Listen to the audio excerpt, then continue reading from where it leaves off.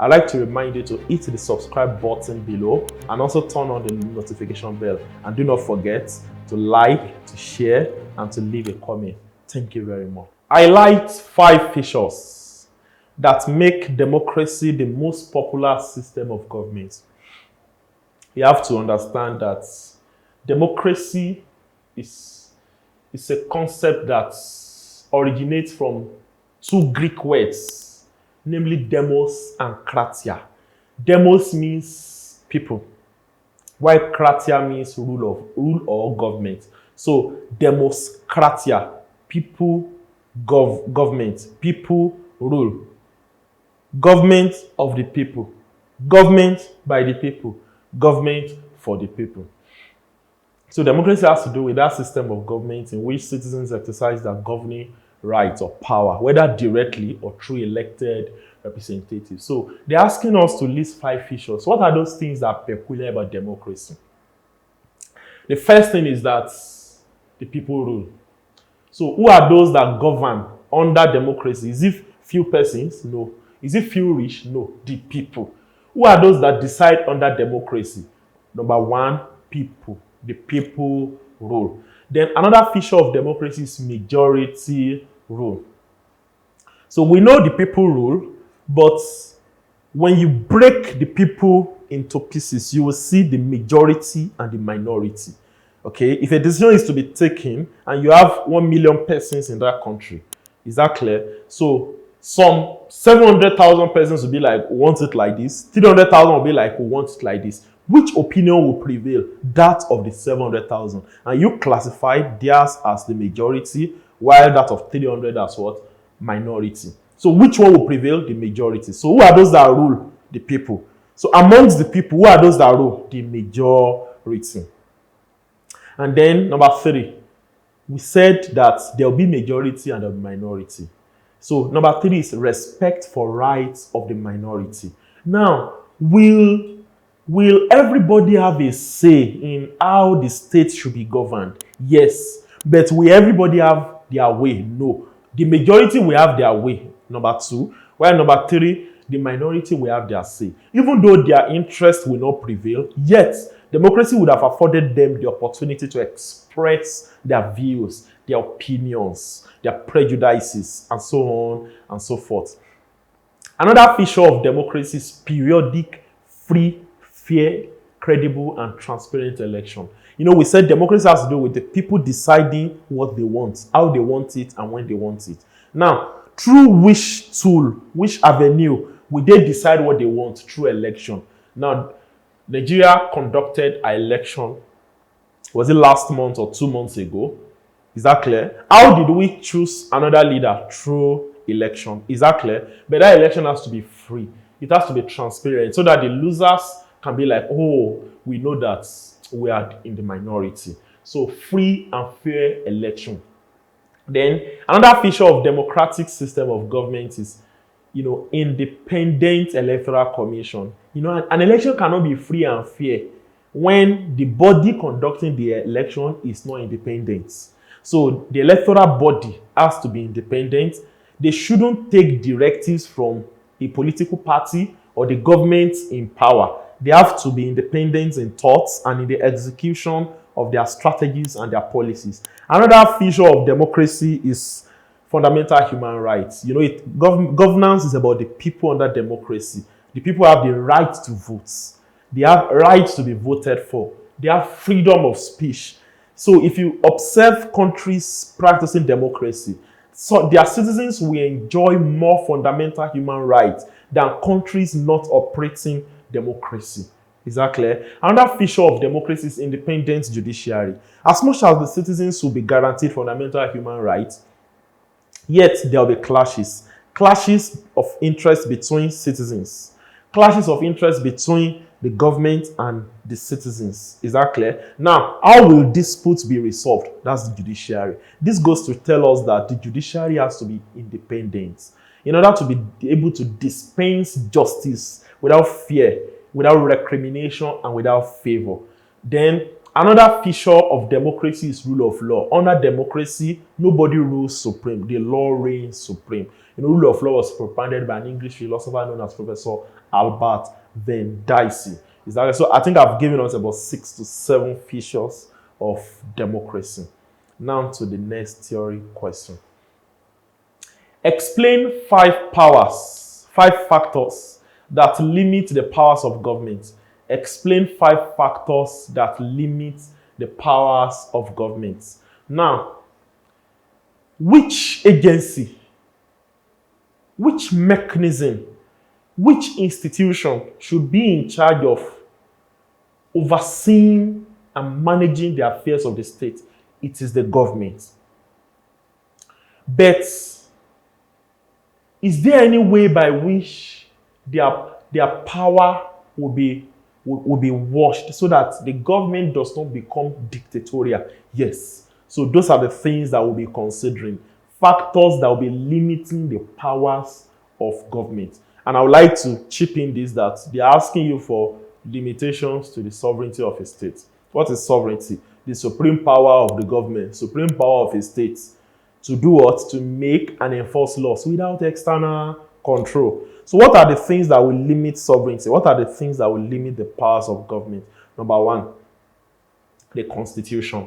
If not for the Constitution, leaders would act anyhow. You will just see a situation whereby leaders can do no wrong. So the Constitution is the first thing that will limit the powers of government. How will it limit it? The Constitution would have provided that president can do this, you cannot do this, you can do this, you cannot do it. If you do this, you can be removed through the legislature and so on and so forth. So the Constitution or the law of the land is the number 1 limit to the power of the government. Then another thing that can limit the power of the government is public opinion. In 1987 or thereabouts, Nigeria under military head of state Ibrahim Badamasi Babangida wanted to obtain an IMF loan, but Babangida subjected it to public opinion that let the people decide whether we should obtain the loan or we should not. Majority of the people, rejected the loan that we do not want, and it didn't go ahead for the loan. Is that clear? So public opinion can limit the power of the government. When people are like, we do not want this, particularly when majority of the people are saying that. So number 1, we have said the Constitution or the law of the land. Number 2, public opinion. Another thing that can limit the power of the government is independent judiciary. Yes. The executive arm seems to be the face of government and governance in the country. And at times, they might want to overstep their boundaries. But when you have an independent judiciary, they can be able to carry out what we call judicial review, such that if the executive has pronounced a thing or carried out an action, citizens can approach the judiciary that we feel this pronouncement or this action by the executive is not in line with the Constitution, and judiciary will look at it, carry out the process of interpreting the law. That what has the Constitution said? What has the law said? And be like, oh, in all sincerity, the executive is wrong to have pronounced this. Therefore, we declare such action illegal, unconstitutional, ultra-vires, of no effect, inconsequential, and null and void. So, independent judiciary. The other thing that can limit the powers of government in the state is international laws. Okay? International laws. And then the 5th one is international organizations. International organization. If an election is conducted today in Nigeria and majority of the people reject President Buhari, that they do not want him again, and the margin is very, very wide. Are you getting now? If he decides to stay in government or to stay in power, the pressure from international community will be so much on him that he will have to leave. Are you getting now? An election was conducted in 2016 or thereabouts in Gambia when Adama Barrow defeated Yahya Jammeh. Okay, and Jammeh refused to hand over power. But the prayer from UN, prayer from ECOWAS, prayer from AU was so much that he knew that he was in for a long time and had to surrender to fly out of the country and hand over to Adama Barrow. So those things can limit the powers of government. Now to the third question. Outline 5 reasons for which the judiciary is kept independent of the control of the executive and legislature. They're just asking us here for the functions of the judiciary. Now, the judiciary, you have to know, the judiciary is the arm of government, the branch of government, the organ of government responsible for interpreting laws, okay? So, the judiciary has to be independent so that, number one, it can interpret laws without bias, okay? Because if the judiciary is under the executive, they will only be able to interpret through the lens of the executive. If they are under the control of the legislature, they will interpret through the lens of the legislature. But when the judiciary is independent, they'll be able to interpret the law that this is truly what the law stipulates in this particular section and subsection. So another reason why judiciary is kept independent is to be able to resolve constitutional disputes. Yes, there will be disputes between executive and legislature. There will be disputes among citizens. There will be disputes between federal and state government. There will be disputes between citizens and executive, citizens and legislature. Now, the body or institution that has been set up to be able to resolve such constitutional disputes, is that clear? Is the judiciary. So for that reason, they are independent, so that they can be able to resolve such disputes without bias, without favor. Another reason why the judiciary is kept independent is for settlement of disputes, adjudication of disputes. Judiciary has to be independent in existence, in setup, and financially, organizationally, administratively, and in all modes. The judiciary has to be independent so that they will be able to adjudicate or settle disputes. They'll be able to apportion guilt and blame to offenders, and to be able to set the innocent free. But when the judiciary is not independent, they will tell the guilty person that is free and, award blame to the innocent person. So for these reasons, the judiciary has to be what? To be independent. And then finally, the judiciary has to be independent, to be able to handle electoral matters. When elections are conducted, there will be certain aggrieved parties that are not satisfied with the conduct of the election. So there is a branch of the judiciary called election tribunal, which is constitutionally empowered to hear and try election cases. Is that clear? Now, the judiciary has to be independent in this regard, so as much as they can be able to, listen objectively and dispense justice objectively, without fear, without bias, and without favor. So those are the reasons why the judiciary should be kept independent of the control of the executive and legislature. Now to the next question. Identify 5 factors that make public opinion an important aspect of the democratic process. Now, I've said it earlier that public opinion refers to the aggregate views of majority of the people of a particular country at a particular point in time. So why is public opinion important? Number one, it's the opinion of the public. That's the first thing. It is the opinion of the public. Is that clear? And if you have 1 million people in your country and 800,000 are telling you that we don't want this minister again, it suffices. It stands the test of reason to be able to do away with such a minister, because the majority of the people that such a minister will preside over, they are like, we don't want him again. Is that clear? So the first thing is that it is the opinion of the public. Is that clear? Then it's public opinion helps to keep the government on their toes. Yes, it helps to keep the government on their toes. Maybe there's a particular project the government is envisaging that they want to embark on, and so on and so forth. The majority of the people are like, we don't want it. So it helps to keep the government on their toes, knowing fully that if we go ahead with this, the people will reject this. If we introduce this, the people will reject this. The citizens will not cooperate. So it keeps the government on their toes. Or you can say it serves the purpose of watchdog. Public opinion, serves the purpose of watchdog. Then another thing that public opinion does is it sets agenda for the government in power.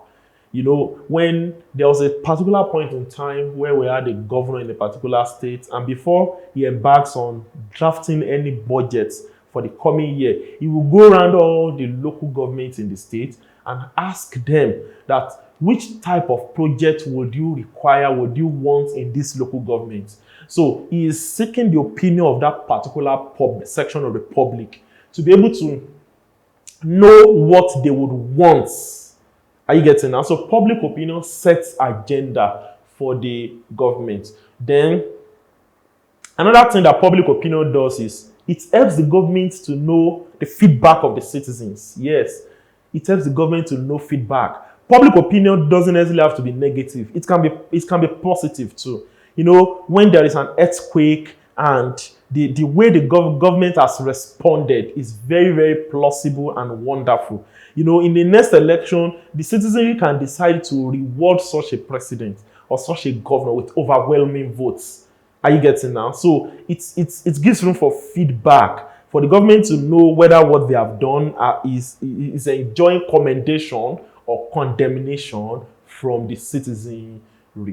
So those are the factors that make public opinion an important aspect of democratic process. Now to the next question. Highlight 5 ways of effectively controlling the local government to live up to its mandates.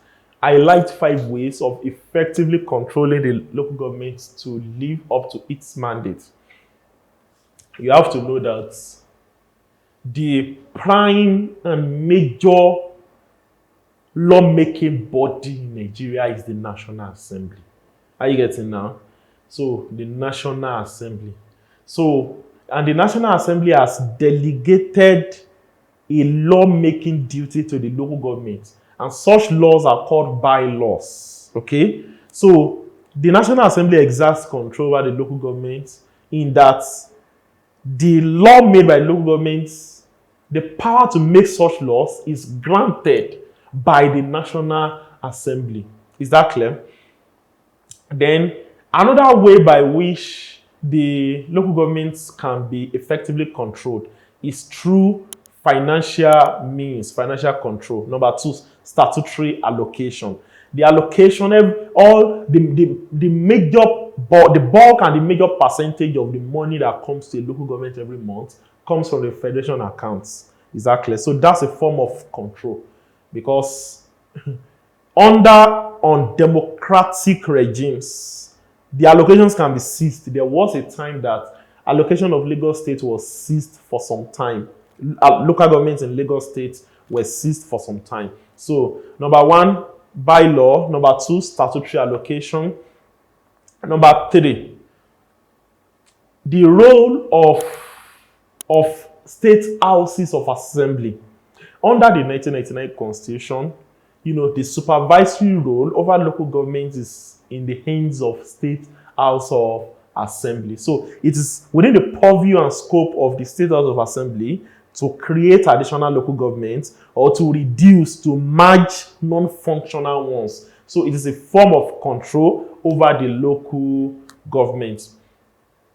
Then another form of control over local government so that they can live up to their mandate is the work of councillors. Elected legislators at the local government level are called councillors. So these councillors, they function just like senators would function in the National Assembly. To the extent that if any local government chairman is waxing dictatorial, totalitarian, autocratic, and despotic, the councillors at the local government level can exert control over him, check his dictatorial tendencies, and if found guilty of any impeachable offense, he can be impeached. So it's also another form of effective control that can help the local government to live up to its mandate. So those are the ways by which local government can be effectively controlled to live up to their mandate. Viewers, I'd like to remind you, please don't forget to subscribe. Hit the subscribe button below. turn on the notification bell, like, share, and leave comments. Thank you. Now to the sixth question. State 3 institutions in Yoruba pre-colonial political system of administration. So we are here instructed to state. We have the Alaafin. We have the Oyomesi, also known as the Council of Chiefs. There were 7 in number, okay, and headed by the Basharu. We had the Ogboni. We had the Ààrẹ Ọ̀nà Kakanfò. We had the Ọ̀nà-Ẹ̀fà. We had the Òsì-Ẹ̀fà. We had the Ajele. We had the Baale or Obas. So we have listed about 8 institutions under Yoruba pre-colonial system. That's to answer question A. Then let's come to 6B. Explain 4 checks and balances that existed in Yoruba pre-colonial political system. 4 checks and balances. Now, the army commander under the Oyo Empire was the Ààrẹ Ọ̀nà Kakanfò. Okay, it was the Ààrẹ Ọ̀nà Kakanfò. And the Ààrẹ Ọ̀nà Kakanfò was appointed by the Alaafin, and he is responsible to the Alaafin. You know, when you oversee the army of an empire, you shouldn't stand alone. You should be responsible to a superior authority. Otherwise, you sell your enclave. Is that clear? So, a way of checking the Ààrẹ Ọ̀nà Kakanfò was to ensure that he was responsible to an higher authority that can call him to order. So the Alaafin was a check on the Ààrẹ Ọ̀nà Kakanfò. So it means the Ààrẹ Ọ̀nà Kakanfò cannot just decide to go to any war. The war has to be sanctioned by the Alaafin. Then another check and balance under the Oyo Empire was in the form of Igba-Iwa. You know, it was a form of sacred calabash that was sent to an Alaafin that was becoming too dictatorial. Is that clear? So when an Alaafin is becoming too dictatorial, the Igba-Iwa will be sent to him. You know, many calabashes can come to the palace at any point in time. Once he opens it and he sees that calabash, he is expected to either kill himself or be banished from the community. So it was a form of check and balance. Another form of check and balance under Oyo Empire was the Ogbonis. So the Ogbonis functioned in the role of oath taking.